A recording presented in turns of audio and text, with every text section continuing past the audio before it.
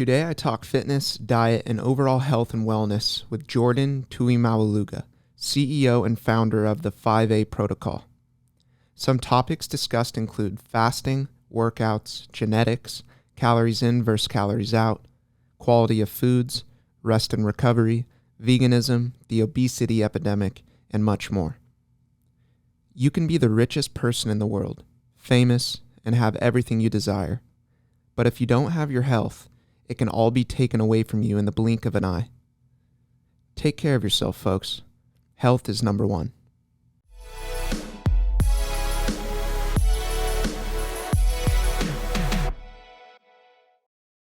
Hi, everyone. I'm here with Jordan Tuimaualuga. Is that how you say it? Yeah, you got it. Cool. Where's that from? My dad's from Samoa, Western Samoa. My mom, people are looking, I'm half as big as I should be, so she's well, you're still in great shape. You could see you got the genes. You've got the Samoan genes. It helps. So thank you for coming on. We're going to be talking a lot about health and wellness and fitness today. Can you start off just by giving people a little background, what you're currently doing, where you went to school, what your specialties are in the health and wellness field? Yeah, sure thing. So I think, growing up, I've always been an athlete. I played basketball, volleyball all throughout high school, played a million sports growing up, so it's always kind of been in my nature. Never planned on doing it as an actual career though, but I did always have side jobs. So I worked for Gold's Gym, worked my way up, as a master trainer, and worked at Orange Theory for a number of years, worked at other private gyms for a while, people probably don't know the names of, and then all while I was going to school, eventually graduated from UCLA in economics. And so I thought, I'm going to be doing banking. But while I was at school at UCLA, I decided to start an online business. Something that I recognized was when I was in person, I was able to help people for about 1 hour of their day. But what about the other 23? I felt like there was just a lot of holes, things that were missing that I couldn't do in person, but I wanted to be able to help somebody for the whole course of their day. And then I also realized at that point too that I really love working with business owners and entrepreneurs, right? They have a different lifestyle. So that's when I really focused on that full time, decided banking wasn't for me, and have been running my online company ever since. Sweet.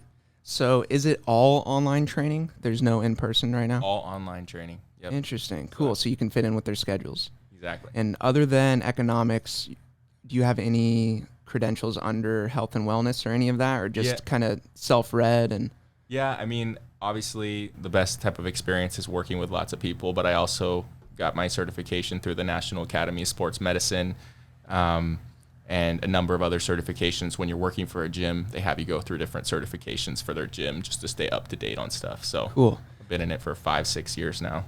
Nice. So off the bat, if someone's looking for your services, what are the first elements, the combination of working out, diet, what are the most important things that you kind of emphasize off the bat and start someone's programming? Yeah, so my system, my method, I call it the 5A protocol. So there's 5 pillars that somebody needs to have or go through in order to be successful. And I basically teach them how to run their body like a business. And because they're business owners, they get it. So the first thing that we would do in pillar 1 is what I call arrival. They really want to know, where is it you want to go? Because if you've ever used Apple Maps or Google Maps and you don't put in an end destination, you're never going to get any directions, right? So that would be the first thing is I would say, so where do you want to end up? Are you looking to lose body fat in a certain number of areas? Are you trying to build strength, build muscle? What is the end goal? How can we measure it? So that would probably be step 1 is, what do you want? So if someone wants to be a certain leanness or bulk, that's where you would start. Yeah, exactly. We got to figure out what that is. Okay, so you want to lose, maybe right now we do some measurements and different things, and it looks like you're at 30% body fat. The ideal in your mind where you're feeling healthy, maximal energy, and looking the way that you want to would be at 12%, right? So we know we need to lose 18%. Then based on my clients' experiences, pretty much every 6 months, they lose about 6 to 7% body fat. So then there's the timeline reverse engineered down to weekly goals. And at that point, just get simple. It really is just like a business.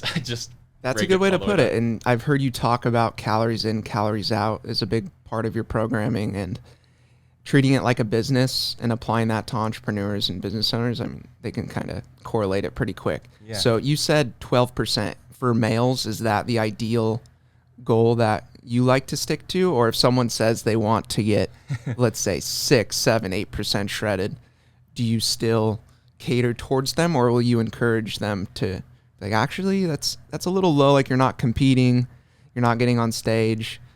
If someone wanted to do 6%, what would you say?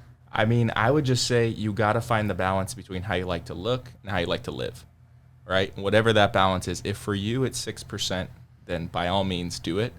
What I found is that's really uncomfortable. It doesn't allow you to really eat out or enjoy meals with your family. It doesn't allow you to let loose. The flexibility that you have when you're walking around at 6% is little. You might be able to go over your calorie protein number once a month. And if you're happy with that, then great. Most people, business owners, that's not for them. That's crazy. So really it's once a month. If you're that lean, you have to be strict for, let's say, 2, 3, 4 months leading up to a competition. Yeah, I mean, you measure it, right? You got to see your progress. But yeah, the amount of flexibility you have, the leaner you get, decreases more and more as you, like if you want to go 6%. I mean, there's a limit too, because sometimes people think, oh, I want to be as shredded as you see maybe some of those bodybuilding competitions, but they don't realize those bodybuilders, they hate their life. They can't sleep. Everything hurts. They can't recover. They're always hungry. No matter how much they eat, they're always hungry because their body just doesn't naturally want to be there, right? So if somebody, that's their ideal, I will get them there. I just always let them know that up front. Like, okay, we can do it, but you're not going to have a lot of flexibility. It's going to require a lot of time. And And that's the notion too on Instagram when we see all of these really incredible looking people, or even on magazines, and we kind of program that in our heads to where that's the ideal. We're supposed to look like that. But what you just said is a lot of those people with those types of physiques that are absolutely incredible, that's not only unrealistic for most people, it might not even be what's optimal or the healthiest for your body. Yeah. Exactly. I mean, what do you value more? Being super strict and looking as shredded as possible, or being able to eat at your kid's birthday party a piece of cake? You know, for me, the kid's birthday party, you know, being a part of those experiences, so much more important, and developing a healthier relationship with food and being able to eat out when I need to, if I'm on the run, that's so much more valuable than trying to be as lean as I possibly could ever be. And not becoming a slave to each meal and having to worry about it. But even if you remove, let's say, the birthday party and wanting to splurge once in a while, getting to that look and leanness just biologically is probably not the best for you. Like maybe you could speak to it more, our body stores fat to kind of protect ourselves and give a cushion if we're not going to be getting a lot of calorie, like a big surplus in the future. So your body's doing that on purpose. And let's say when you're getting super lean and then you have, I want to ask you directly, so the cheat meals, because earlier we were saying 1 or 2 meals if you're that lean might throw you out of whack. But then I've seen it's common practice where even people that are really shredded will have 1 meal or 1 day a week where it's just a huge calorie surplus. They get all vascular, they get all swollen, but it doesn't really put on long-term fat. Is that true? Yeah, it's true. I mean, at least the way that I break it down, because I just want to focus on like what's most simple, right? And it just comes down to total calories, total protein in a given day when it comes to fat loss. That's it. And if you can fit in brownies, and my clients always do, they eat out 5+ times a week. They're eating dessert every single night. As long as you can hit those targets, you're going to see progress. It's really that simple. So I don't really subscribe to the cheat day, cheat meal mentality, because I just don't think it's necessary. But those people that are doing that, you might think of it as on average, they need to hit 2,300 calories to lose 1 pound in a week. That's their target, right? So during the week, they're doing 1,600 calories.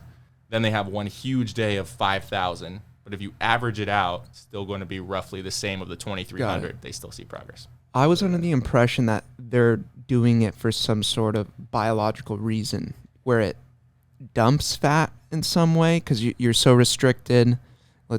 So it's not even necessarily, this is my understanding, counting calories, let's say, to the end of the week, but some sort of mechanism where you dump heavy calories in, sometimes like really sloppy calories, not the best quality, and they wake up almost leaner because it dumped in some sort of way. Is that even possible to, if you know? Yeah, I know what you're talking about. So, I mean, so there's different circumstances that we can look at it in. If somebody's getting ready for like a bodybuilding competition, then a lot of times they're going through like a depletion period where they have really low carbohydrates. And when you have low carbs, typically your muscles look very flat.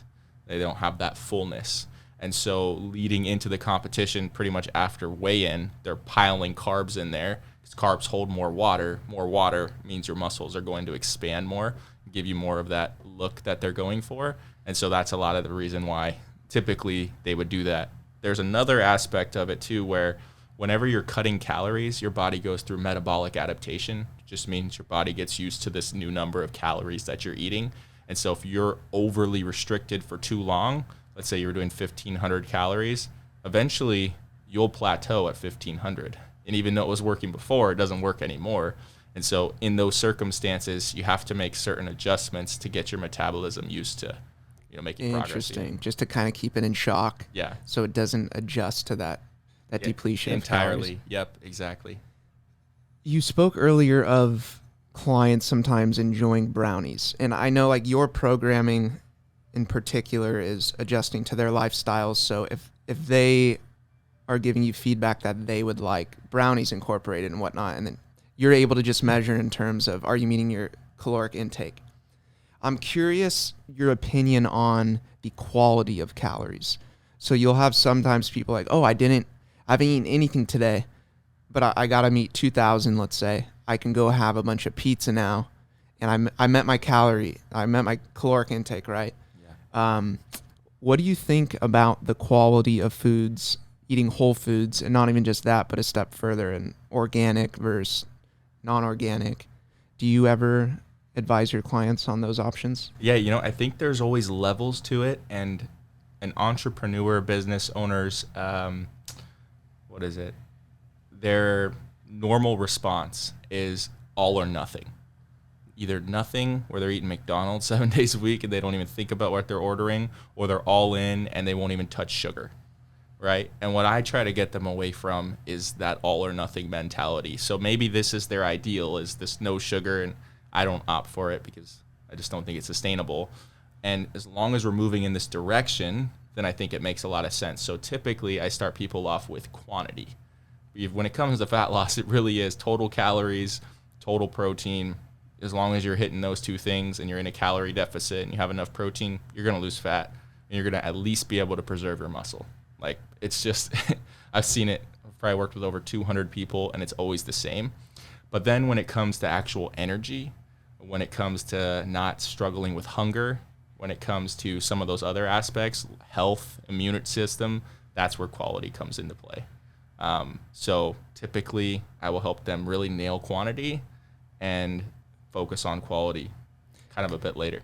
Got it. So it's easier to stick to in your initial programming, let's say if it's simple and you're not getting into the very micro details and organic, the inorganic. And I think about that kind of stuff though with when your cells are replicating, when you're building muscle, your brain functioning, the quality of the fuel, like what gasoline are you putting in your car? Because if you're only measuring calories sometimes, I think even though in the beginning it could be a benefit if you are just trying to lose fat and that's your ultimate goal, which a lot of people, that's all they want, right? They don't want all the micro details and stuff. Yeah. But I do think it's important for people to educate themselves on the qualities of fuel. And that plays into, let's say, long-term health, because you can have someone that looks super shredded and they might not be so healthy on the inside. And that was another question I wanted to pose to you, is the difference between feeling good and actually having healthy insides. So if you're meeting your goals, and let's say if a cheeseburger makes you feel happy, it's usually not going to, right? Like your body knows it's going to respond to proper nutrition, whole foods and whatnot. but I think sometimes people, they actually think they're putting good stuff into their bodies because they like feel well and their body's adjusted to whatever type of energy sources they're throwing at it. And the idea of just taking it back, simplifying it to whole foods, like locking down your protein sources, your carb sources, your vegetables, your fiber, all of that. So I kind of want to hear about your programming with like diet and whatnot. Do you advise white rice, brown rice, sweet potato, regular potato for meats, salmon, chicken? Is it white meat chicken? Is it dark meat chicken? Your opinion on like steaks and fatty meats and stuff like that? Because personally, I eat a lot of fatty meats, like satiating foods, a lot of red meats that doctors would probably advise me not to have so much of. But I have just found personally that my energy and the way I feel, let's say spinach, red meat, and white rice, just that combination trickled throughout the week is like a steady energy source, which makes me feel good. So to bring it back to my question is, even though I'm eating red meat, white rice, and veggies, and it feels good, is that actually optimal? Is that healthy for my insides? Yeah, I think what a lot of people, so I guess it goes back to that first pillar that I talked about, right? Which is making sure you understand what is it that you're actually after. What is it? Where do you want to actually arrive to? And most of the clients that I'm talking about, they want to lose the fat. They want to, look more confident in a suit, have more confidence in their sales, in their business, in their marriages, etc., and be able to keep it off.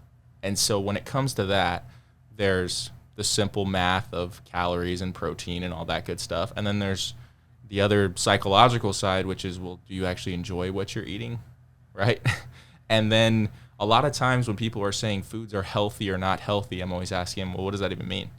How do you define healthy? Yeah, that's what I want to ask you. Right, exactly. And I think it's different for every single person because, there's some of the obvious ones, but in my opinion, I think it's good to be able to have indulgent, sugary foods at times. Other people will say, hey, sugar causes cancer. But for me, maybe it's, like I said, it's polarizing, but I think it's okay because that's part of balance. It's part of enjoying life. To me, someone that cuts themselves out from all sugar is typically going to have a lower quality of enjoyment in life.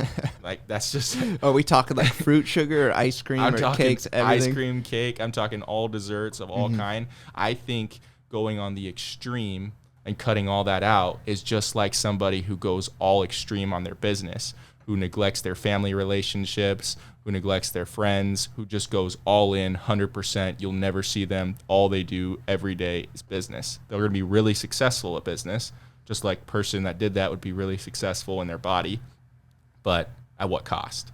And to me, I think those things have to be taken into consideration. Like, do you enjoy what you're eating? How does it actually make you feel? Can you keep this up? Because a lot of times people are like, okay, this is what's optimal, but what's realistic? And I think that that's where a lot of people fall short is, well, what's optimal in the studies isn't actually realistic for you. And a lot of times when they run those studies, it's a control group of 50 people, and everyone's different individually. So to say that this is the only healthy way of doing it, I don't prescribe to that mentality. Got it. No, there's definitely so many ways to do it right. And even if a study produces a result that biologically, deductively could say this is what's optimal for you as a human, that is way different than what you speak to of being realistic. But nonetheless, that's still a human's discipline placating to the sugar, the enjoyments of life, rather than being a robot and doing only what's good for you 24/7, right? But let's say someone isn't into sweets. Personally, I've never really been a sweet eater. As I've gotten older, my taste buds are acquiring it a little bit more. But even growing up, and I was a real chubby kid, it was from fats and carbs. It was not from sugary substances, not that source, but just a lot of other foods. What kind of cheat meals or foods would you advise or give someone the leeway to do in your program that didn't want sweets? Anything. No, nothing's off limits. As long as they're meeting the calories in, calories out goal. Yeah, because at the end of the day, and again, it comes back, that's why the first pillar I drive so hard is like, well, what is it that you really want? If it is really just this body fat percentage, increase energy, and then keeping it off, you don't need to cut everything out to do that.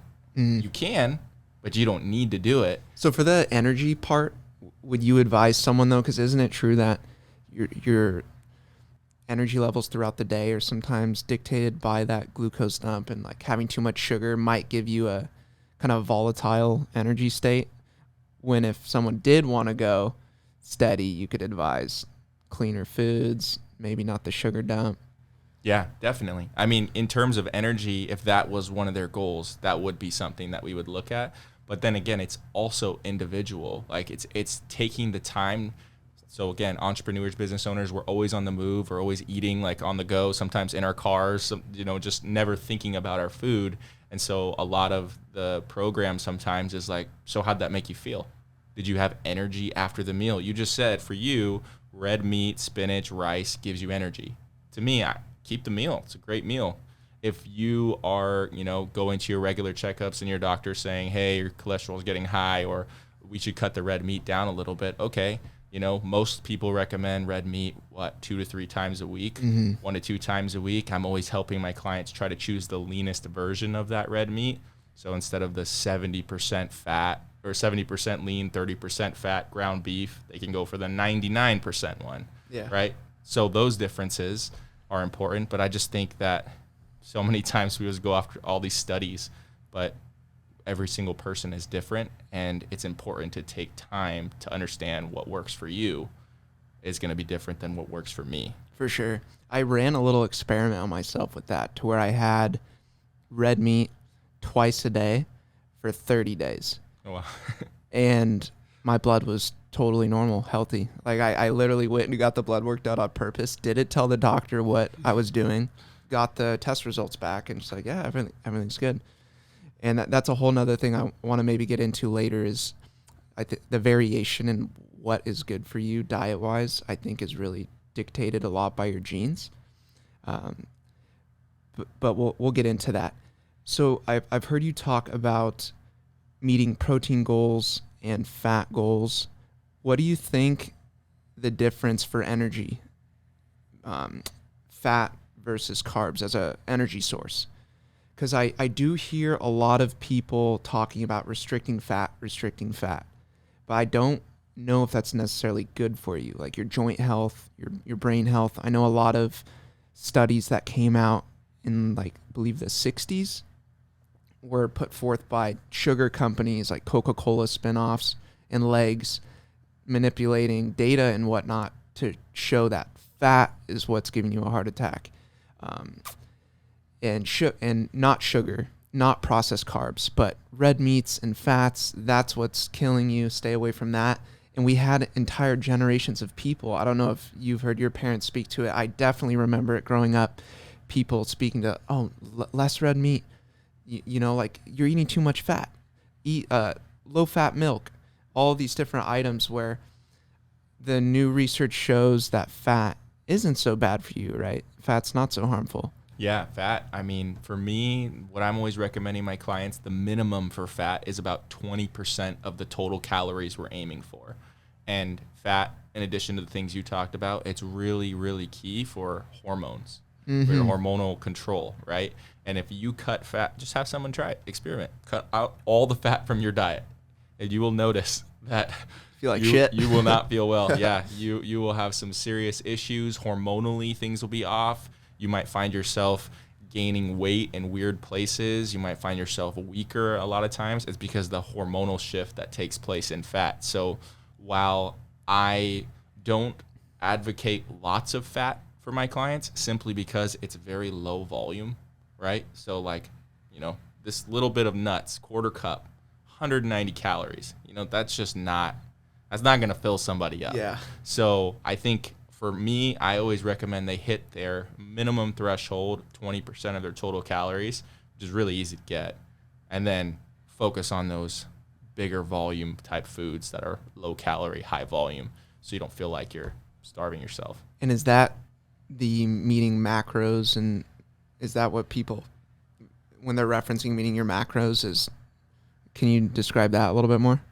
When you say meeting your macros, you mean? Like in diet and whatnot, when you're talking about protein consumption and fats and carbs, isn't that when people are speaking to like meet your macros and micros exactly. and whatnot? Yeah, macronutrients. I mean, so calories, they're broken down into 3 categories.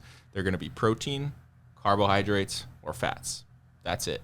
So if you have 100 calories of something, you can turn over on the nutrition and you'll see how it's kind of broken down into those 3 categories. And then each of those macronutrients, proteins, carbs, and fats, have different benefits for your body. So like somebody struggling with energy, I would look at their carbohydrate intake, because that's your main source of energy, most people, unless doing keto, and that's a whole nother topic there. But yeah, if you start to cut out carbohydrates, you'll start to feel foggy in your head. You'll start to have less energy.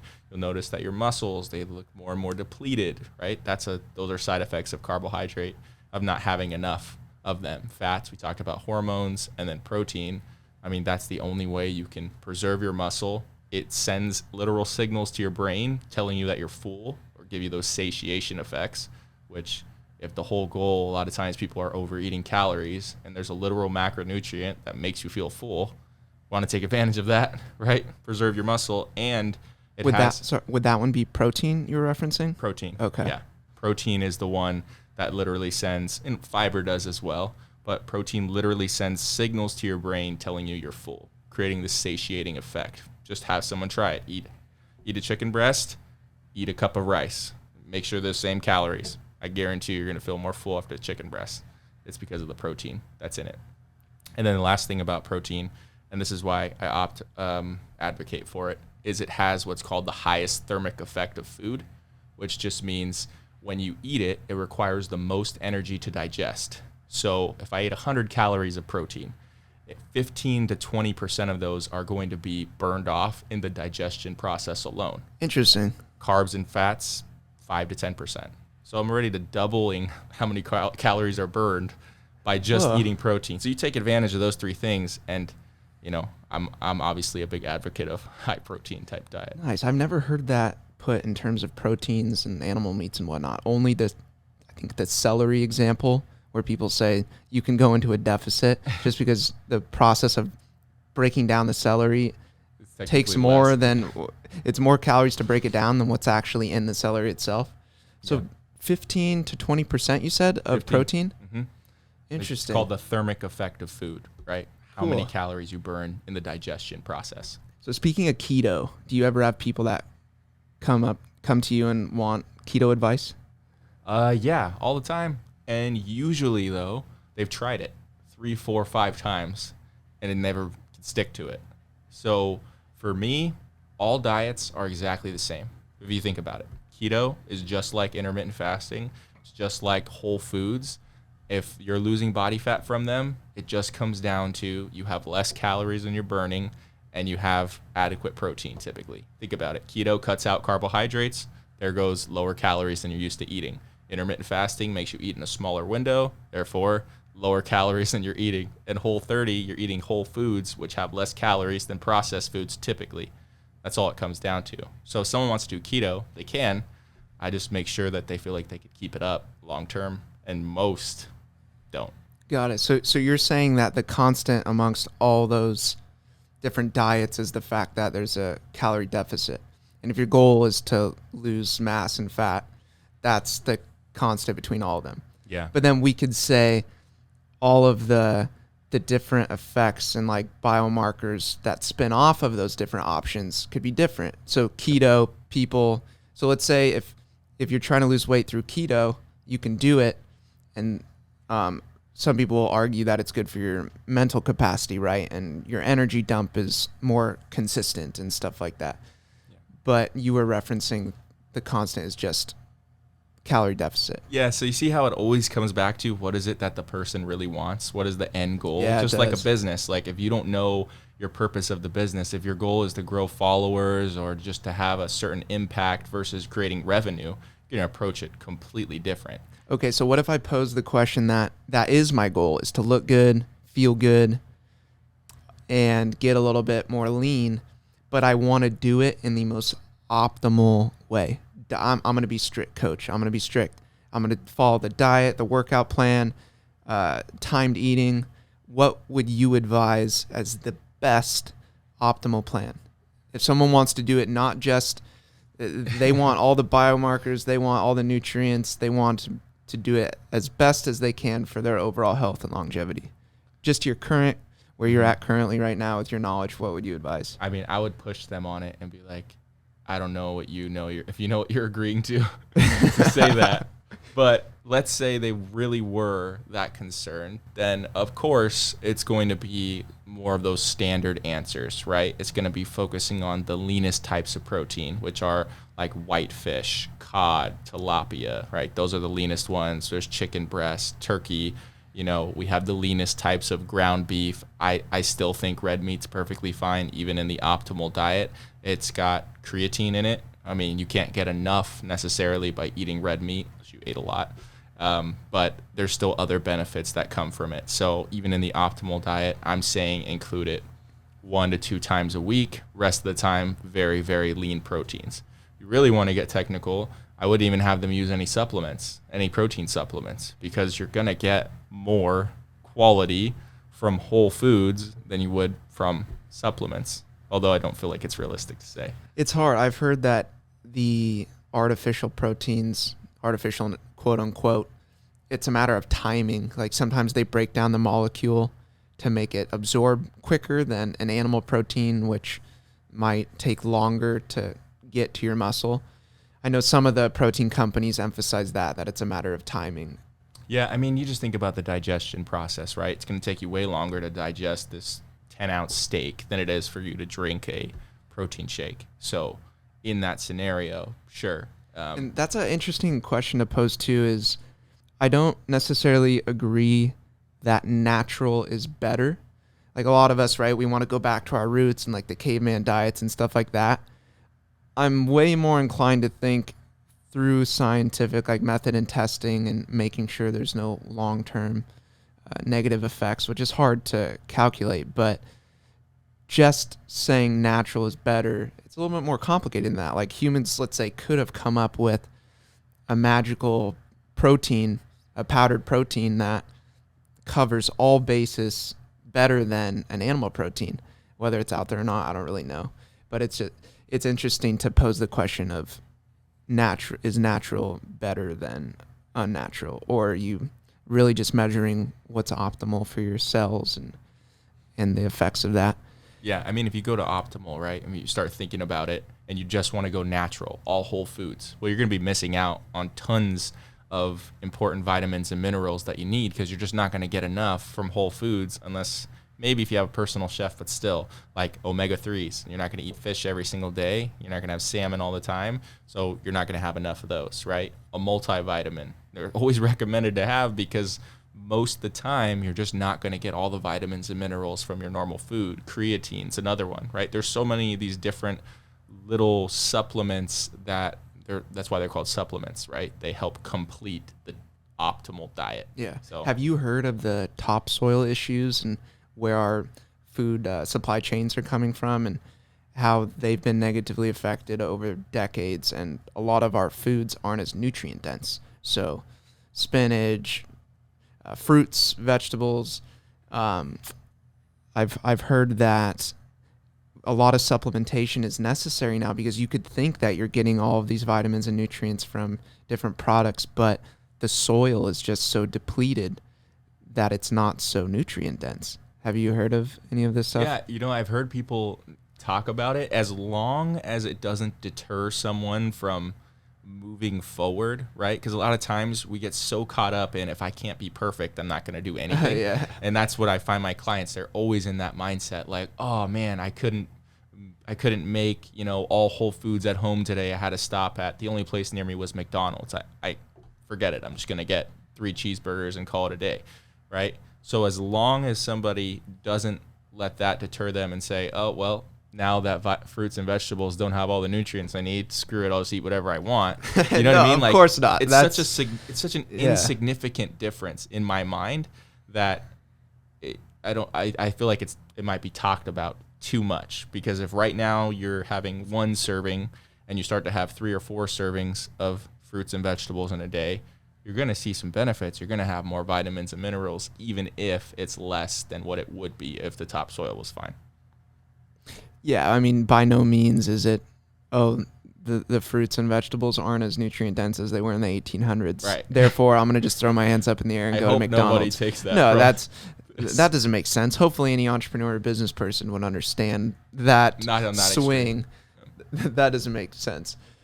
But interesting nonetheless. So you said earlier the optimal thing you would recommend still are lean meats. So even if there's a calorie, if you're equal or in a slight deficit, becoming leaner over time, you still would advise less fatty meats.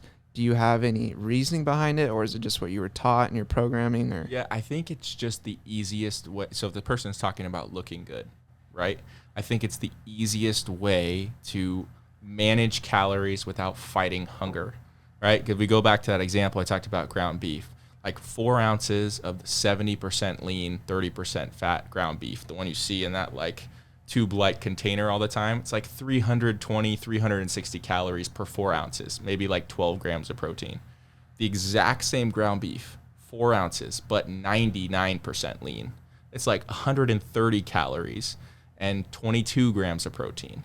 So we're saving 200 calories, increasing plus 9 grams of protein and eating the exact same amount of food. That's like when you figure out, dieting is not about restriction. It's about strategy. It's about intention. That makes sense. So you're sticking with feeling fuller every day through eating leaner meats. Yeah. The actual physical quantity is going to be more. So that like just take up more space in your stomach, more real estate in your stomach, less calories. Yep. So the fat, that's interesting though, because then it tells you fat by definition is a very dense energy source. You get more energy, even though it's a lesser mass, right? It's like a smaller, let's say if you had a quarter size of fat and a quarter size of just pure calories in like rice or whatever, your body is almost burning that fat at a slower rate, right? Doesn't it get more from it? Even though it might not take up as much real estate in your stomach, it's still more nutrient dense by definition, no? Yeah, I mean, I think that's a true statement for sure. Fat's interesting. You just got to find, you can't cut it all the way out, but you don't want to go overboard on it, right? It's about finding that kind of sweet spot depending on what somebody is after. And the reason why I say that about proteins is I think it's very unrealistic for somebody to be able to hit the amount of protein that they need and stay at the right calorie deficit they need to be at and eat a lot of fatty meat. I don't think they could do it because imagine 4 ounces, that's 12 grams of protein, it's 320 calories in, and you do that 3 times, that's 36 grams of protein, you're already at 960 calories. I don't see how that person, particularly with no supplements, is going to be able to look the way they want to because it's just simple math. Maybe that's my economics degree talking. That makes sense though. It's making their life as easiest as possible to meet their goals, choosing a leaner meat, removing the fact of what's better for your joints, your brain, or those extra effects. If this is your goal, leaner meats are going to help you stay satiated and get there. Yep. And if someone's talking about joint issues, then maybe we shift some of those to some of the fattier type meats, but the good fat, right? I'm talking like salmon, which has the omega-3, 6, 9 type of fat that's going to benefit joints, not just fat for the sake of, tastes really good. Yeah. Let's move a little bit into actually working out, rest and recovery, what you advise in that realm. So do you usually recommend upper, lower body splits? Are you doing the old classic chest and tries, or is it still custom tailored or chest and tries back and buys, or is it still custom tailored to what someone's goals are? Custom tailored, always. I think if it's not, then we're not really clear on where is it we're trying to end up, right? But we'll take like an average example. First thing we got to figure out is how many days can you actually work out, and how much time do you actually have to do it? It can't be like, I have 5 minutes a day. I mean, it's better than 0 minutes, so they're going to make progress, but there has to be somewhat of a limit there. Probably 15 to 20 minutes is probably the minimum that makes sense, but then you'd have more frequency. So first thing I'm asking is, so how many days can we actually work out? How many days? And if it's 3, then it depends on now, okay, are they beginners? Are they intermediate? Are they more advanced? Because beginners, they can get away with, they pretty much work out and eat protein and they're going to see progress. Like, it's really easy. For me, it's just about making sure they do it. And they don't even have to do it perfect. They just have to do it more than they were doing before, and they're going to see a lot of results. So for them, I might say, okay, let's do a full body type of a split, right? Where we're going to work out with compound movements that involve multiple muscle groups, like a overhead shoulder press, if they're going to the gym, bench press or a dumbbell press, some type of pulling movement, maybe a lat pull down, and a goblet squat. 4 exercises. I'm not about a lot of variety. I think variety is the way to make sure you never master something. Interesting. And it's consistent with your diet perspective too, of just, for these programs, just keep it simple. You can get results with the simple diet and not a bunch of crazy lifts. A lot of people talk about how you need to change it up constantly. You need to throw different movements and demands at your body's muscles, otherwise you won't see results. You do not find that to be true from what you've seen? If somebody's extremely advanced, it might apply. Okay. Most of the time, though, I disagree because, again, I treat it like business. Imagine somebody who wants to be really good at marketing, so they go really hard into marketing 1 month, and then they really want to do good at sales, and they go really hard into sales the next month, and then they bounce and they think HR would be fun, and they do that for a month. They end up just being mediocre at all 3 things, right? They never really can beat that threshold of mastery. And I think that's way more important when it comes to an exercise, is mastering the movement, making sure you can track that you're actually getting stronger, that you're pushing yourself a little more. And I don't see how you can do that if every single week you see an exercise on Instagram and you're like, I want to try that. I don't see how that's going to help you ever master something. I mean, for scale too, in your business, it would make sense that simpler is better from a business standpoint too. It helps with the business standpoint, but I have yet to see it affect overall results. The only time is sometimes people might lose motivation because they're like, oh, it's the same thing. And then I will just say, I've been training for like 12 years and I still do the same group of exercises because these are the best. These are the best exercises. They involve the most muscle groups if you have this amount of time. So we can do variety, or you can get, the most efficient results. Up to you, but So what do you do? What does your workout plan during the week look like for your muscle groups, your splits? What is it? Yeah. It depends on how many days I have right now. I'm doing 4 days of weight training. I don't do much cardio, if at all. And I will do upper body one day, lower body another day, and then again, upper body and lower body. And so on the upper body day, it might include, again, those big exercises. I'll probably start off with doing, depends on the main goal. Right now I'm trying to increase my strength. So it might be 4 sets of 4 to 6 reps on the bench press, right? It's got to be in that lower rep range. If you want to work on strength, it's going to have a longer rest period. And then I'll probably do some type of a vertical pulling movement, which could be like a pull-up, a weighted pull-up. This one I'll go higher reps because I've seen some people, when you go really low reps on pull-ups, it just looks terrible. Like, the forms breaks down. It's not good. Your grip gives out. So it'll probably be 10 to 12 reps on pull-ups. Nice. Then we'll go and I'll probably do a horizontal or a vertical pushing motion. So that would be an overhead press. And then I would go and I would do a vertical or a horizontal pulling motion, which would be some type of row, like a barbell row. Dude, I love how you're thinking about that, because I oftentimes think of muscle groups and what you're contracting as always like geometry against gravity. So if you're pushing and you're activating your chest, like you're moving the weight away from you and you're activating the chest. If you're doing a pull-up, the lat is what's like underneath that motion. If you're doing a row, you're pulling a certain way and it's activating like the opposite way.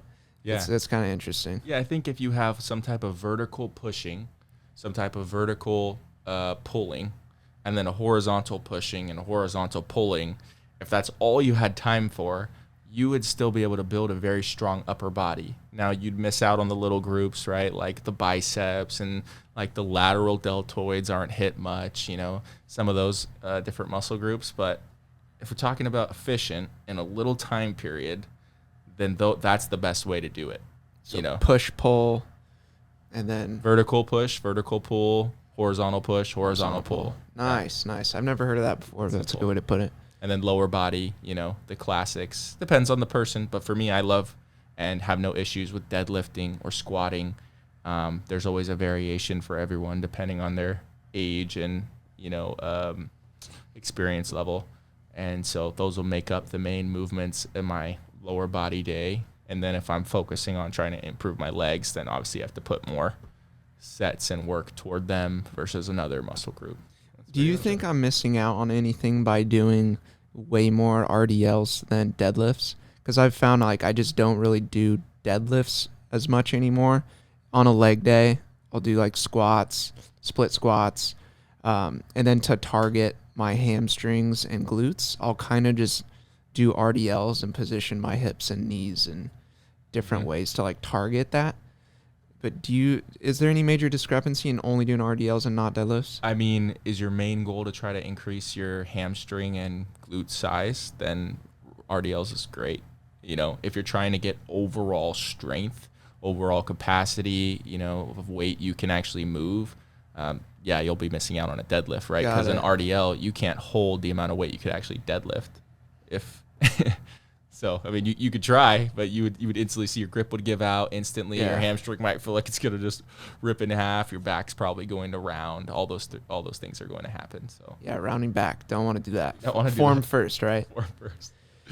So what do you think about recovery? What's your recovery schedule like? When you have clients giving you feedback of, they trained, they ate X, but there's a variance in soreness. What do you advise for recovery? Yeah, it's also very individualized. Again, just like I believe everything is. That's why I, have the business that I do. But typically the first 2 weeks of somebody getting into an actual workout program, I always think they go way too hard. They're going so sore that hurts to sit on the toilet, it hurts to move, hurts to breathe, hurts to laugh. You overdid it, because no muscle is built in the gym. Zero. It's all about if you can recover from it.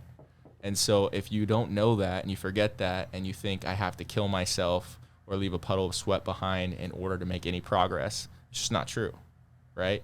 And a lot of the mentality is that. So in the first 2 weeks, I'm taking it easy on them. I'm having them do maybe 2 sets of an exercise, not even pushing all the way to muscular failure, which is where you can't do any more reps with good form. So I'm saving some there. I'm giving them extra long rest time, and I'm only having them work out maybe 2 or 3 times a week. They'll message me back and say, this is just too easy. It's like, that's supposed to be. We don't want you to die and be overly sore. It's giving us no benefit. We want you to just get used to it and to feel like I can do this. What is happening there when someone's so overly sore? Do you know I've heard of lactic acid and, you're tearing your muscles.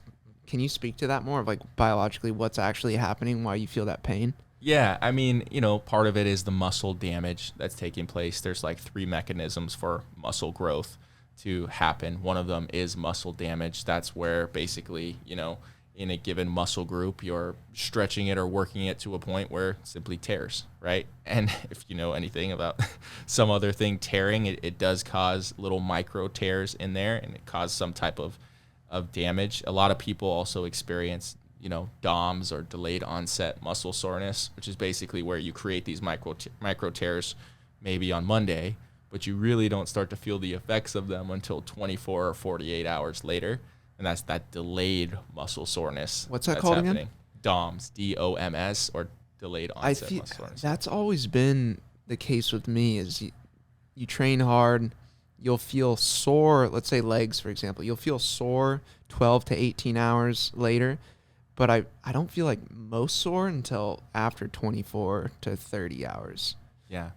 Yeah, So it's normal. that's normal? You're experiencing that. I mean, something else for people to think about. Yeah, this is why it's all individualized. Is there's certain muscle groups that they give you this standard 24 to 48 hours is how long you should wait before you retrain a muscle group. There's some exceptions, but sometimes you're recovered the next day.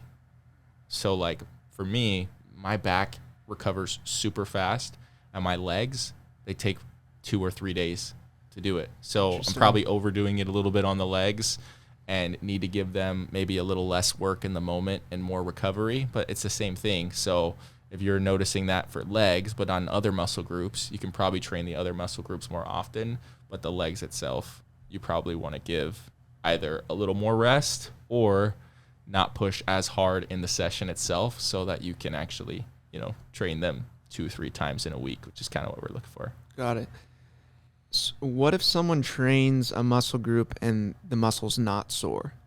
We'll oftentimes be like, oh, we didn't go hard enough, or there was no gains made in that muscle group because there's no soreness. Is that true? Do you know? Yeah, it's not true. Okay. It's a common misconception just because, like I said, there's 3 mechanisms of muscle growth. One of them is that metabolic damage, that muscle damage that we talked about. That's where you experience soreness. One of the other ones is progressive overload, which simply means that you did more this time than you did last time. You increased the weight, you increased the reps, you increased the sets. So as long as you're doing that, assuming your form, all things are equal, right? Assuming your form is the same, you're making progress. You know that you're moving in the right direction, and you do not need to be sore in order to be making progress. Okay. And that could be your mental capacity on a given day allowed you to push more, you were more hydrated or had more salt or more protein on whatever given day. So the slept better. Progressive overloading is, what's the hypertrophy? People throw that word around. What does that mean in terms of? Yeah, it's a technical term for muscle growth. Okay. Simple. So yeah, it's they're very interchangeable. People say hypertrophy, sometimes makes them sound a bit, I don't know, smarter or more scientific. I've heard it thrown around. Yeah, it really is just the increase in muscle size, right? So that's if someone's goal was to, build muscle, they would say, I want to, I'm working on hypertrophy. Okay. So you said that you are currently training for strength, low reps and strength. Can you speak to the difference in that versus bodybuilders who are doing high rep, high blood flow, building muscle in that way? I mean, your physiques, the outcome is totally different, right, from those 2 different training methods. Yeah. I've always been curious about people who they might not have as much mass, but they could be stronger than a bodybuilder who looks insane, but that's just their goals is to grow in the high rep, higher hypertrophy. Can you speak to that at all? Yeah. So you might think of strength more like a sport, right? It's about technique. It includes more than just overall muscle size. It's about technique. Like so many times people don't realize there are so many things involved in proper squat mechanics and proper deadlifts, like just simply, making sure that your feet are spread apart in the right way, that you have your knees are going over your toes in the proper way, that you're hip hinging far enough, that you have the mobility there. So all of those things really impact strength. Okay. Also, mentally getting used to holding a heavier and heavier weight all impact strength. If you're just not even mentally, you'll see some guys, they'll put on way more weight than they could ever squat. They'll just walk it out and they'll hold it for 4 seconds just to try and train their body mentally to get used to holding this heavier weight. When it comes to hypertrophy, if you're working on bodybuilding, you don't need to do any of that. Bodybuilding is totally different. What you're really focused on there typically is something called volume, which is like the number of hard sets you do in a given week. Hard sets meaning you push an exercise till muscular failure. So if I'm doing bicep curls and the max amount of curls I can do is 10 with 50 pounds, that's my muscular failure number, 10. And so one of the biggest drivers of muscle growth is volume or number of sets in a week. Typically between 12 to 20 sets is going to be that sweet spot for optimally growing a muscle. And so if you're focused on that, what you're trying to do is get in more and more sets and frequently train the muscle group 2, 3, 4 times. While as the strength guy, he's taking way longer rest periods. He doesn't need to work out as often. He's doing things like mentally priming his mind, working on mobility, going over proper technique. Totally different. Are there differences in what's actually happening to the muscle in terms of, is there more tearing happening with a bodybuilder doing that than someone who's doing strength training? I mean, there's no... Well, when it comes to building hypertrophy, when you're building muscle, right? Like, there has to be more of a change, more of an adaptation. I don't know if there's necessarily more, but there's definitely a difference in adaptation, right? So you can still build tons of muscle with doing this strength training type approach. It's just a lot harder to recover from using 90% of your 1 rep max for 2 or 3 reps. You're dying on every single one versus being able to use 65% and still pushing a hard set, but it's just not as taxing on your joints or anything like that. So I would say there's probably more muscle tearing because there's more muscle being built, but both are pretty taxing on the body. Got it. Do you advise a different strategy with like bone density based on age? Because I know as you get older, you're supposed to do some compound movements that don't just keep muscle mass up, but your bones start to become brittle. Do you ever have clients that are a little bit older? Or? Yeah, I have a couple of clients that are about 60 right now. And the main difference isn't so much, some exercise variation, right? If they have they blew out their knee and their back hurts all the time, programming in a deadlift for them from day one isn't very smart, right? So it's about being selective in those exercises. But the main things that I'll do is typically I'll try and start them off on more machine or body weight based movements so they get comfortable with the movement. We make sure to give them extra recovery in between because they just don't recover nearly as fast as us in terms of both rest time and in terms of days, so that they're not working out Monday, Tuesday, Wednesday, Thursday, Friday, Saturday. They might do Monday, Thursday, Saturday, totally different muscle groups, because they can always get to the same place, but it just takes them way longer and they have to put way more effort in. So those are the biggest differences. That makes sense. What about like HGH and TRT stuff? As people are getting older and let's say for a male, their testosterone starts to go down a lot. What's your opinion on that? Let's say for treating and supplementing a biological occurrence, and for younger people to use it to get advantages in whether it's bodybuilding or just to look good. A lot of people judge out there when you see someone at the gym that you might think's on steroids. Their deltoids look a certain way. They're vascular in a different way. What's your opinion on that stuff? Does it have a place or is it not good? You should keep it out of your life. Yeah, testosterone replacement therapy, hormone replacement therapy. There's probably, I never want to say like there's a hard, fast rule, like no one should ever do it. I'm sure there's circumstances where it makes sense, but, typically people that have low testosterone are the same people that have excess body fat, never strength train, have low protein, have low muscle mass. And so to me, I'm always like, why were you surprised that you had low testosterone? Like, you don't have anything that's going to produce it. So I'm always advocating there's still so much you can do before you need to turn to those sources to improve testosterone naturally. But before I would turn to any of those sources, in the first year of lifting, for most guys, they can put on 12 pounds of muscle, 12 to 20 pounds. That's a huge difference. People don't realize that's just 1 year. So I think that a lot of times people do that prematurely and they say, oh, I can't build muscle. It's like, what? You don't eat the right amount of calories. You don't have enough protein. You haven't watched your fats. You don't progressively overload, and you've been choosing the wrong exercises. Like, do all those things first. And then if you still feel that way, maybe you can think about it, but there's just a lot more options that I think people know. Do you know the connection between activating certain muscles putting on more muscle mass in certain areas and how it actually produces more testosterone, like that mechanism. Do you know any more about that? You know what? Like breaking down all the specific science, as far as my understanding of it is that the bigger muscle groups that you work often, produce more testosterone, which is another reason why compound movements make the most sense, right? You target the bigger muscle groups like the legs, the back, the chest, the shoulders, like these bigger muscle groups versus the little tricep or the little bicep that a lot of people go in. They haven't been to the gym in forever, and the first thing they do is bicep curls. I'm always thinking, what a missed opportunity, because if you were to train your legs, which make up 2/3 of your body, and then throw in an overhead press, you just hit your entire body. That's going to produce a lot more testosterone, and create a lot more muscle damage or progressive overload than it would. Burning more calories, too, if you're doing those big compound movements. Burning more calories, too. Do you have a favorite muscle that you like to train?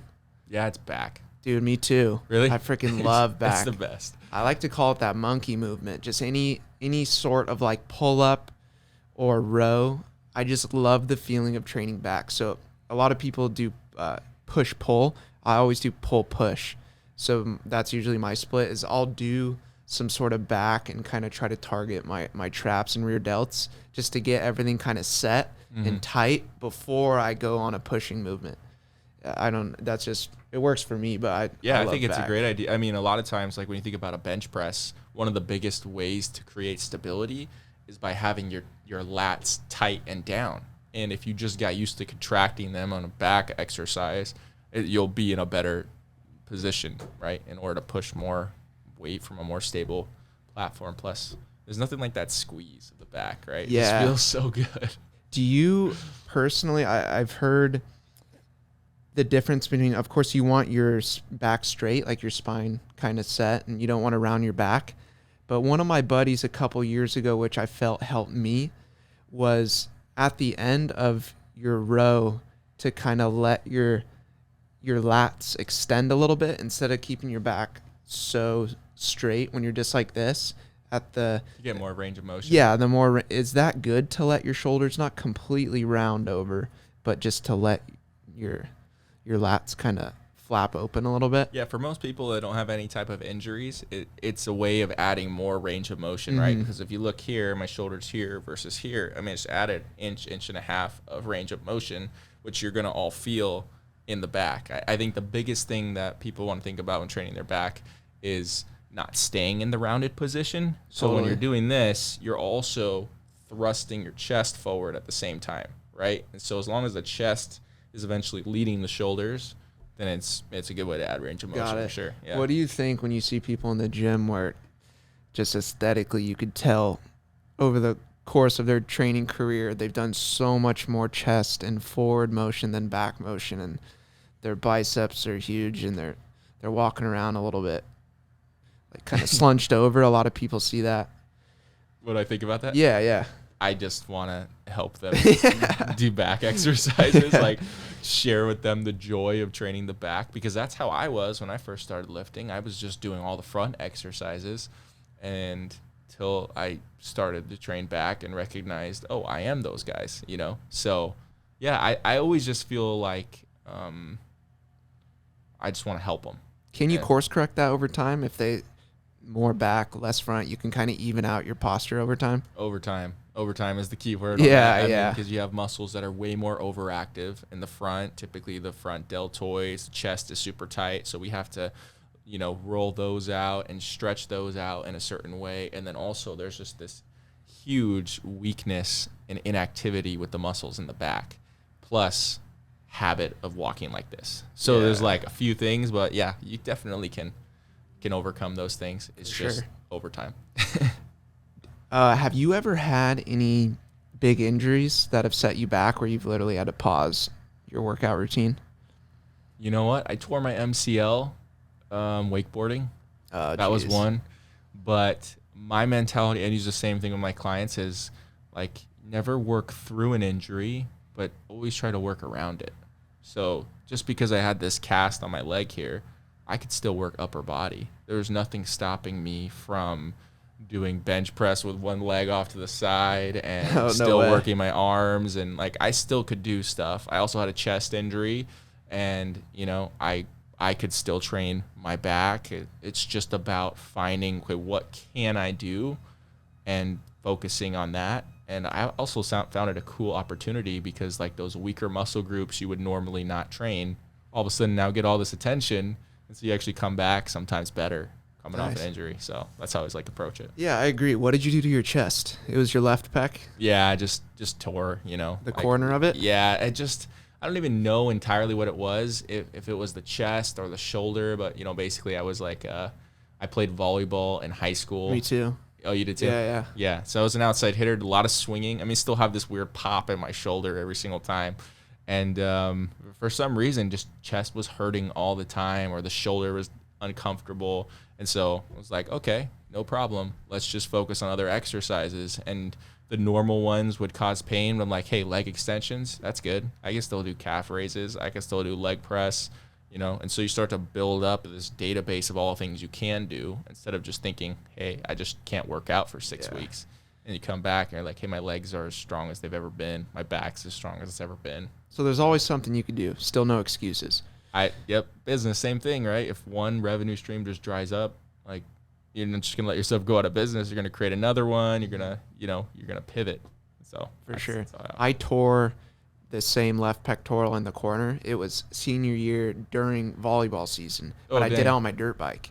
So I didn't even crash, but I was in bench position basically on the handlebars and kind of just cased it on the front tire, and just that bench press jerking motion did the labrum in the corner of my pectoral. Oh, labrum's a bad one. I've done labrums in both my shoulders. Dang. So it's weird. My shoulders, I'll get to the point where I'll build them up. I'll keep it steady, like isometric movements in the gym, not doing too much weight. Yeah. I can build it up and there won't be pain. But as soon as, like with Muay Thai on the bag or any sort of awkward movement, I can kind of do something to it and then feel like I have to build it all the way back up again. And knock on wood, they've been healthy for a while. But shoulders are weird. I feel like just genetically, some people's shoulder positions and how their back and scapulas are kind of set will dictate like how prone they are to shoulder injuries. Like you see some people, like the Conor McGregors, where you look at them like their side, their shoulders are almost the widest part of their body. You know what I mean? Like their arms are kind of the biggest part. And with me, it's my torso is much larger than my arms. Just genetically, that's how my dad's shaped too, is kind of like dinosaur, Yeah, no, your genetics obviously play an impact in that. I mean, there's things you can do to try and increase your shoulder width or whatever somebody was working on, but like if you have a bigger rib cage, just have a bigger rib cage. There's not anything you can do at that point. But again, it just goes back to like, I think I look at life the same way I look at your body. It's just like play, like everyone's dealt a hand, and just play the best hand you got. Nice. Play your cards. Yeah, I like that. People speak to life being unfair, especially with, you see someone who's genetically gifted who can eat anything, doesn't have to work out a lot, and they're just kind of shredded. Mm-hmm. I mean, that's like you said, that's just the hand they were dealt. They didn't choose it. We're not chose the family that we're born into. We just kind of get here. And genetics are a huge thing. Yeah, and a lot of times that person also has done a lot of work. I mean, the genetics make it easier. Like they give them a little bit of an advantage, but, typically it's not like every single part of their body is attributed to genetics. Probably just made it a little easier for them. For sure. So to circle back a little bit more on nutrition with genetics, we spoke about it a little bit earlier. So in the variation in what's best for you, because we like to throw around these diet protocols of something it's blanketed, right? But really individuals, I think, react to foods differently. Yeah. And we see that with the what's it called? Like people not being able to eat gluten, the gluten phase now, which a lot of people in the beginning were like, oh, you're just kind of jumping on the train. And no, there's such a huge majority of the population that's gluten intolerant. And the way you process red meats versus fish versus pork, I think it has a lot to do with our genetics. So like you can have the epigenetics, which will change you in the course of your life, right? And make certain genes active. But let's say your ancestors are from a certain part of the planet where only X types of animals were available to eat. Let's say you've never even seen a cow. Like you're in South America in a village and your genes over thousands of years were built eating specific types of items. You are now, those villages and people living there are actively selecting people that are going to do best with certain foods. So the fruits that are going on the tree, the chickens that are walking around, whether you have goats or whatever your food sources are in the area. If you have 5 kids and 4 of them just do really well on the food that's in your village, and the 5th one, just unfortunately through to genetic variation, is constantly sick. Like this is the child where you're trying to feed them X, Y, and Z, and they're just not like their brothers and sisters. They just aren't getting the same nutrients. You span that out over thousands of years. They're not going to be as many. They're not going to be as active in the gene pool in that area. So if you can kind of figure out where your ancestors are from, and I know 23andMe and Ancestry.com do different like testing with what diet is ideal for your genes. I've been thinking about it a little bit recently because that's really interesting to me. The fact that a lot of things should be custom tailored to what your ancestors were eating. Yeah, and I think, those, at least right now, 23andMe, Ancestry, these things that are going to tell you, about where you came from, it's going to give you helpful information, but I just don't think there's really anything as valuable as just paying attention to what foods make you feel good, what foods keep you full, what foods you enjoy, and which ones don't, right? Like, I think science should be used to guide these decisions, but not as the reason for every decision that somebody makes, just because it's a sample size. It's like there's so much individual variation. And if you look, that they're not even saying that this worked for everyone in the control group. They're saying that the mean was this, on average it was this. It's like, okay, so what about all these outliers? If there's all that, you could be an outlier. So that's why I think it's important to take the time to, use all the science, use your genetics, understand where you come from, but then just use it to guide you and don't feel like, okay, that's what it has to be. It's like, maybe you're not that. Maybe you're the outlier. That makes sense for sure. Kind of to see how you feel, how you're reacting to different things. Yeah. The elimination diet, a lot of people do that. Have you heard anything about the carnivore diet as of late? Yeah. Uh-huh. And I mean, it's not for everyone. I've never done it, but it's cured a lot of people's autoimmune disorders and issues, and it's pretty interesting. Yeah. I mean, I guess it always just goes back to what's the reason you're doing it. Right? If you're trying to cure an autoimmune disorder and you found that, these other people who were similar to you, it worked, why? I don't see any harm in trying it. But for the majority of people that I'm typically working with who want to just lose body fat, feel better, that they won't be able to stick to it long term. Yeah, just nothing but meat. They just won't be able to stick. They'll start to feel really heavy and discomfort, and it's the same thing. That's why I believe all diets are the same in terms of body composition changes, losing fat, building muscle. It just comes down to now they're cutting out both food groups, Now they're cutting out all kinds of food groups to lower your calories and increase your protein. So nice. Just a couple more topics I want to get to. One being plant versus animal proteins and diets. Just I'm sure you have vegans and vegetarians and whatnot that come your way. What type of programming do you do for them? Do you ever advise like, hey, you actually should be eating meat? It's better for you. Oh, no, I don't think anyone has to eat meat if they're against it. I always go back. It really is as simple to me when it comes to their goals to hit calories and protein. So they're just going to be using, plant-based type proteins. So obviously they have lots of powders. I think chickpeas is a pretty good one. They're just going to be using some of those vegan type sources instead of the normal meat sources. But there's tons of ways to be able to to get protein. You don't have to have meat. Just makes it easier, in my opinion, just to Really? be able to get it in. Yeah. There's a lot of options. So you could still service clients and have them meet their goals, even if they're vegetarians or vegans. Yeah. That's exactly. cool. Do you have a personal opinion on what's more optimal for human beings? I mean, I do. Yeah, just personally. I do. I think it's, again, so some people in terms of also need to define optimal. For me, optimal is what can you stick with for the longest period of time that's going to produce the results that you're after. That's how I define optimal. So I don't think most people can stick to a plant-based diet for the long period of time and produce the results they want. I just don't. So to me, it's not optimal, because what most of the time people feel like is if I fall off plant diet, then all is lost. I can't do anything else, right? So I'm just not going to care. It's the all or nothing mentality that they're falling into again. So have you heard that statistic of how many vegans eat animal products when they're like drunk or intoxicated? No, I haven't. It's pretty high. Really? I could probably Google it, but we'll save it for another time. I just know there's a large percentage of the vegans when they're sober versus when you're intoxicated.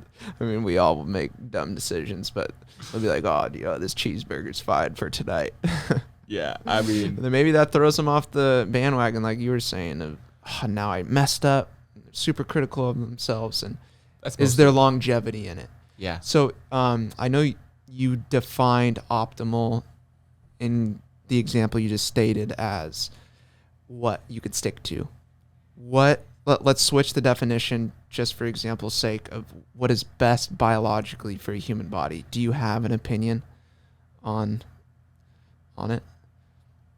I don't know if I have a definitive opinion on it. I think there's so much individual variation that to say that the human body needs X when there's so many different types of human bodies where X would cause, some type of negative effects, I think is just, I don't know, it's too broad of a statement in my opinion. But I think it's probably the obvious things that most of the time people talk about, right? Which is just focusing on the whole sources, the closer it was to, we talk about natural, right? The closer it was to the natural process, typically the better.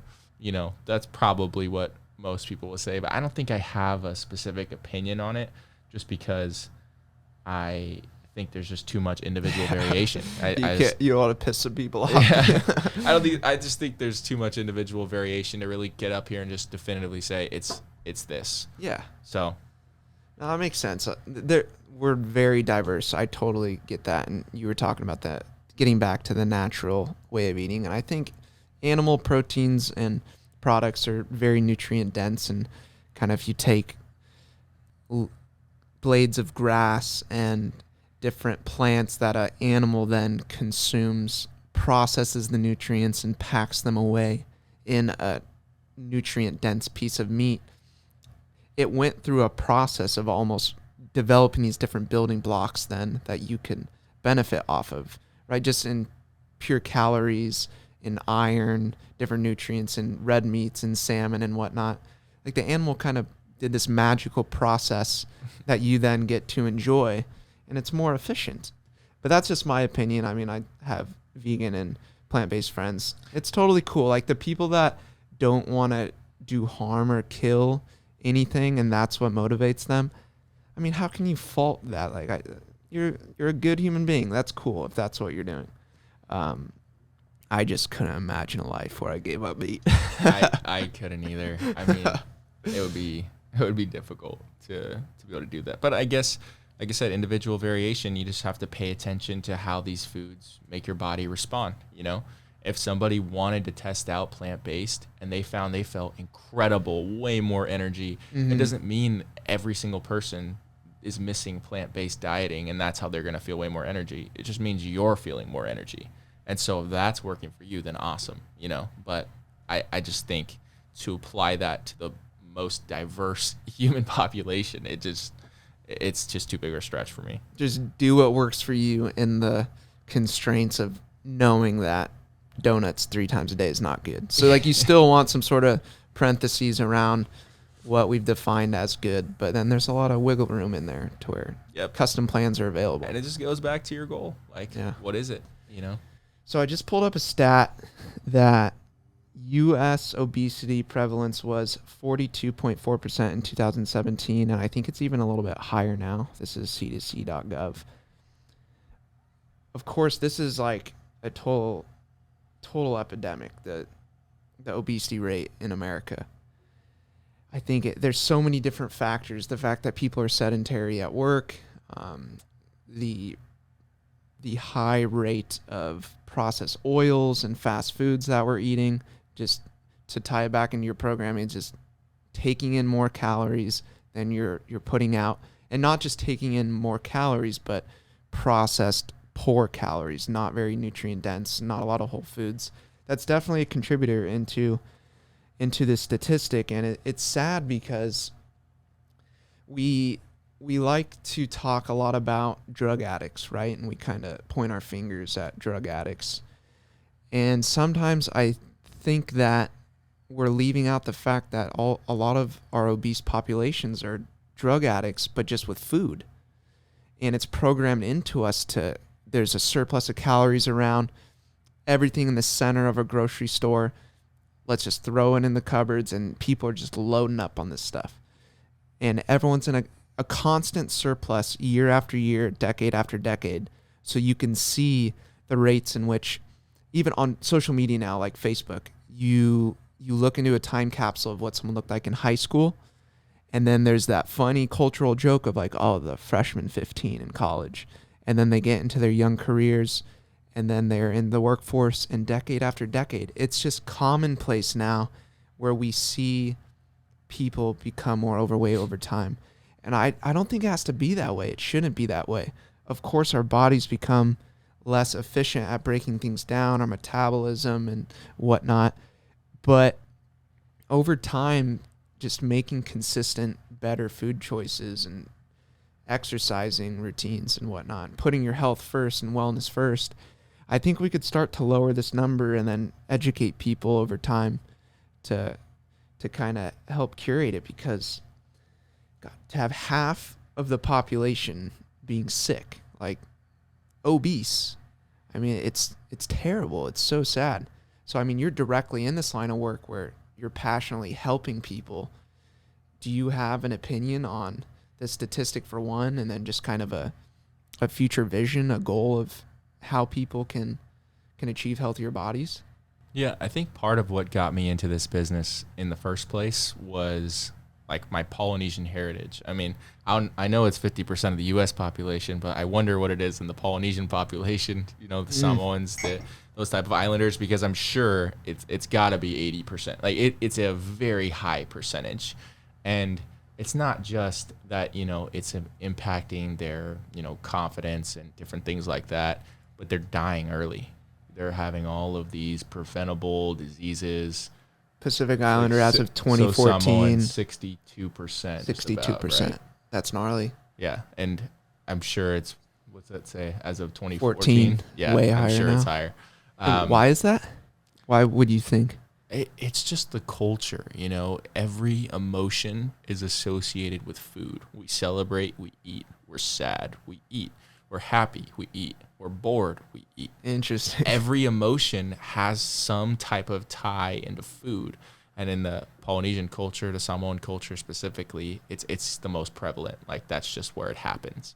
And, as I've worked with lots of them, because lots of them are business owners and entrepreneurs, I found that when they try to do it on their own, it's too extreme of a jump. They'll go from consuming 10,000 calories over where they should be to trying to cut out all sugar and, eating 500 calories a day. And they'll do great for 2 weeks, 3 weeks. And then they'll have a family event come up and bam, they're right back to it. And it's just this perpetual cycle over and over and over and over again. And it's part of why I wanted to get into this industry in the first place is, I didn't want to just look at them and criticize what's happening. I want to try to create impact, make a change, and realize that, hey, you don't have to jump from eating out 7 times a week to never eating out. You can just eat out 3 times a week, or choose a healthier option at those places, or, like there's so many other places you can go to improve that doesn't involve starving yourself and trying to cut everything out of your diet and just kind of getting into the restrictive binge type of cycle. Because those are very good points. And I mean, it's cool that you're directly connected to your culture in that way, that you wanted to help the population, which as of 2014 was 61.6% obese. And I think a lot of people also look at Polynesians and they're like, oh, they're just like big people, like kind of not scary, but on the football field, they would classify them as scary. They're just bigger human beings. Is that ever kind of put up on a pedestal of like, oh yeah, they almost get extra respect, or they're told that they have to be big and eat all this, even though it might not be what's healthy for the population?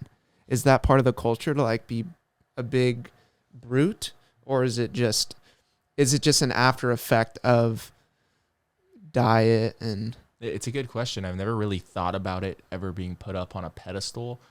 I mean, I think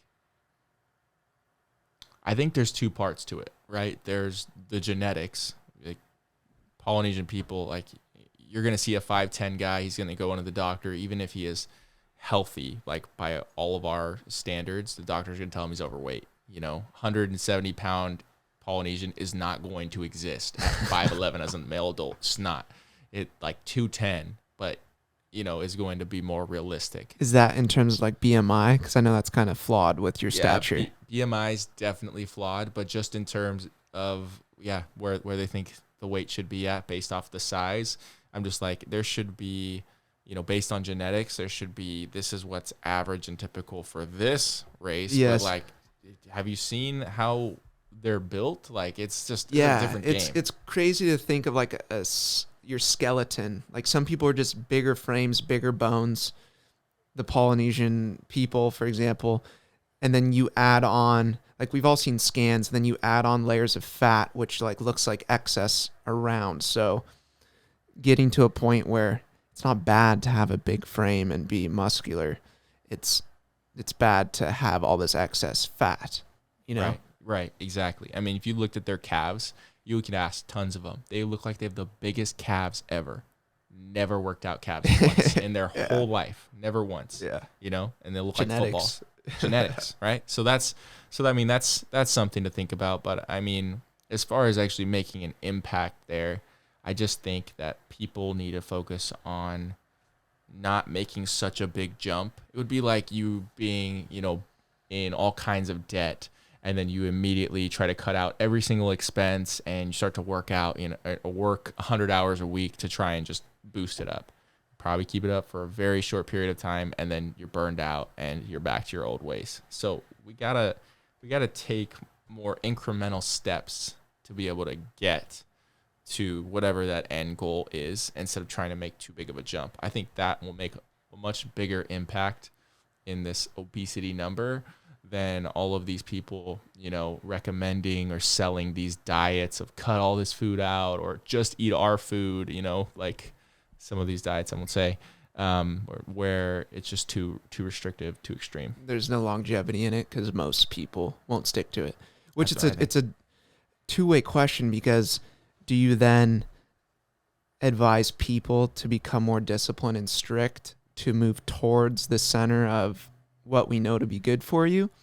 Or do you rationally come to the conclusion that if we're going to help solve the problem, there needs to be kind of the baby step method? So you're not on the same team per se as like the David Goggin types, where it's just super extreme, like go extreme, go all out.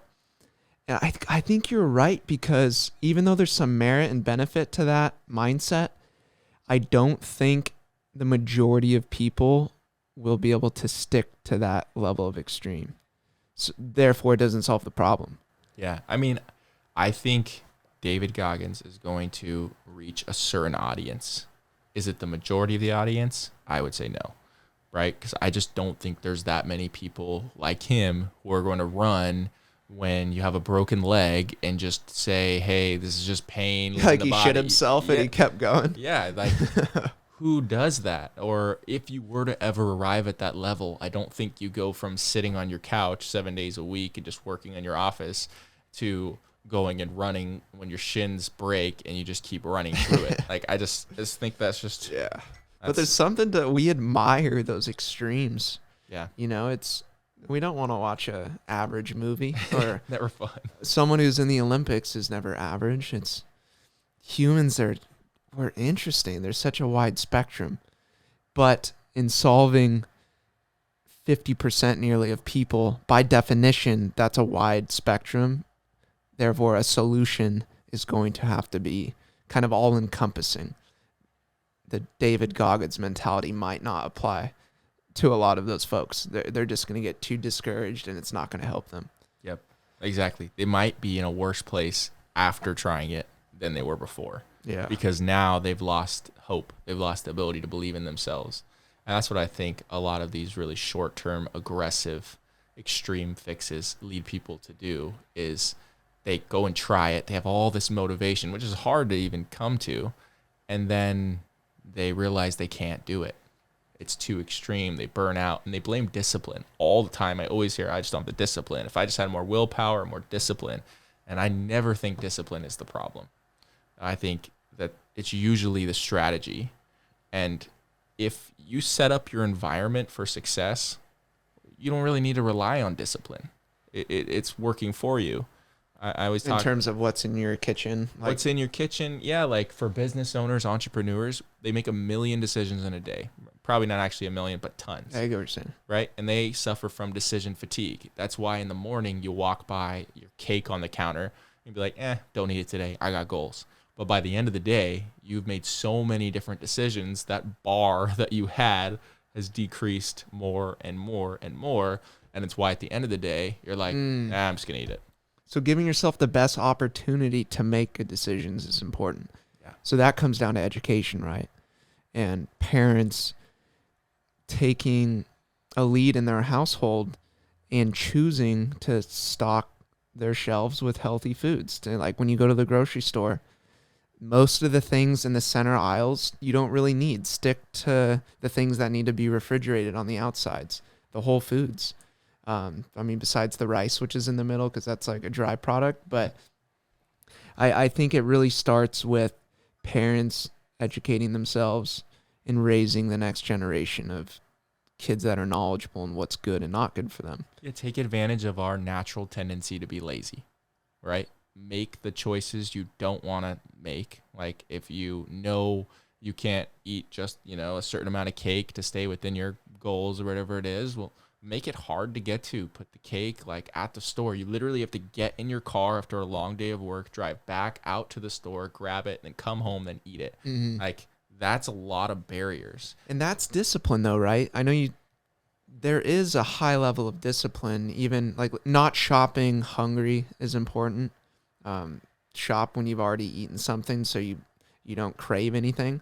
But the actions of placing unhealthy foods in your cart and bringing them home, that's discipline. So you have to have some layer of discipline to not give yourself the opportunity to cheat a bunch.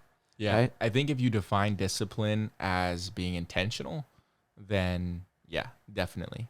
But a lot of times people will define discipline as they couldn't stick to this really extreme diet or this really extreme workout program. And then they'll say, I'm not disciplined. And then I'll say, I couldn't do that either. I wouldn't want to do that either. Mm-hmm. So it's not that you're not disciplined and that's the reason you're not making progress. The reason is it doesn't fit you. Like it's too extreme for where you're at here. They're trying to get you to go to, calculus 2 and we're still in addition, subtraction, take some time. What if someone was like cheeseburgers and pizza and dessert? That's what makes me happy. That's my way. Well, how would you advise them? Well, it goes back to, what is it that you want? They're want? intentionally eating those things. Yeah. what is it that you want? Because if I'm not going to give them the illusion or delusion, for that matter, that if they eat those foods only consistently in high amounts, that they're going to make some type of weight loss type progress, because it's just not realistic to think that. So then what do you do with the folks that are obese on their couch that actively, they not only do not have discipline, but they're intentionally not doing what's best for them? So even if you educate someone and they have the capacity to know this apple is better than this cheeseburger every day, and they're just intentionally not making the right choice, I mean, it's kind of a separate issue. That's more of like a mental health problem, right? But yeah, that's why it always comes down to, like, are they even ready or wanting to change? It's like a drug addict. You can't make anybody change that's not willing or wanting to change. So if that's not there, then they'll never work with me in the first place, or they'll never even want to make a change. Those people, they have to come to that point on their own, where something, maybe it's recognizing that the next time they meet their doctor and they say, hey, you're not going to be, you keep this up, you won't walk your daughter down the aisle. That might motivate somebody to change, right? Or maybe it's, they have their shirt off and they see their wife make this certain look, and now they know their wife's no longer attracted to them. That can make someone change. So these painful moments that a lot of times people don't want to experience, because who likes to go through pain, those can lead to change. And that's what I always try to tap into psychologically with working with people. And the whole first our whole first meeting together is about those things. Like, why not just stay where you're at? Is it that bad? What happens if you never figure this out? And they have to come figure that part out for themselves, that it is more painful not to change than it is to change. Yeah. No, that's a good point. And it's a hard question, but I'm going to pose it to you anyway. When we see a lot now in our culture, people are placating towards the obese crowd. We see it in advertising with clothes and models and whatnot. And by no means, we're not here to make anyone feel bad, or I'm not trying to shame anyone. I'm literally just trying to talk open about facts and how we interpret them, our perspective.